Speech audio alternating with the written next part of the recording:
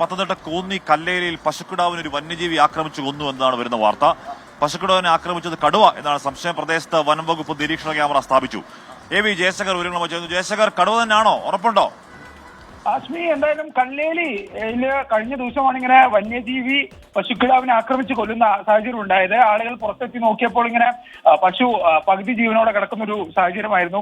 പശുക്കിടാവിന്റെ മരണത്തിൽ എന്തായാലും കടുവെന്നാണ് നാട്ടുകാരുടെ ഒരു സംശയം. വനം വകുപ്പ് പ്രാഥമികമായി ഇങ്ങനെ ഒരു നിഗമനത്തിൽ എത്തുന്നുണ്ട്. കാരണം ഈ പശുക്കിടാവിന്റെ കഴുത്തിലെ മുറിവ് ഉൾപ്പെടെ പരിശോധിച്ചാണ് ഇങ്ങനെ ഒരു നിഗമനത്തിൽ എത്തുന്നത്. ഈ കല്ലേലി ഈ ഈസ്റ്റ് ഡിവിഷനിലെ പ്രഭാകരന്റെ പശുക്കിടാവിനെയാണ് കഴിഞ്ഞ ദിവസം ഇത്തരത്തിലൊരു വന്യജീവി എന്തായാലും ആക്രമിച്ചത്. വനം വകുപ്പ് പ്രദേശത്ത് നിരീക്ഷണ ക്യാമറ ഉൾപ്പെടെ നിലവിൽ സ്ഥാപിച്ചിട്ടുണ്ട്. ഇത്തരത്തിൽ നിരീക്ഷണ ക്യാമറ വെച്ച് ഇനി ഇത്തരത്തിൽ വീണ്ടും ഇത്തരത്തിൽ ഒരു വന്യജീവിയുടെ സാന്നിധ്യം ഉണ്ടായിക്കഴിഞ്ഞാൽ ഏതാണെന്ന് ഔദ്യോഗികമായി തന്നെ തിരിച്ചറിയാമെന്നൊരു പ്രതീക്ഷയിലാണ് വനം വകുപ്പ് ഉള്ളത്. എന്തായാലും വനം വകുപ്പ് കൃത്യമായ ജാഗ്രതാ നിർദ്ദേശം പ്രദേശത്ത് നൽകിയിട്ടുണ്ട്. പരിശോധനകൾ നടക്കുന്നുണ്ട്. എന്തായാലും മറ്റ് തരത്തിൽ ഉള്ള പ്രശ്നങ്ങൾ ഇവിടെ ഉണ്ടായിട്ടില്ല. എന്തായാലും വനം വകുപ്പിന്റെ നിരീക്ഷണം തുടർന്നു. ജനങ്ങൾ ജാഗ്രത പാലിക്കണമെന്ന് തന്നെയാണ് പറയുന്നത്. കാരണം വനത്തോടൊക്കെ ചേർന്നുള്ള ഒരു പ്രദേശമാണ്. അതുകൊണ്ട് തന്നെ ഏത് തരത്തിലുള്ള വന്യജീവികളും ഇറങ്ങാനുള്ള ഒരു സാധ്യത വനം വകുപ്പ് തള്ളിക്കളയുന്നില്ല. ആശ്മി,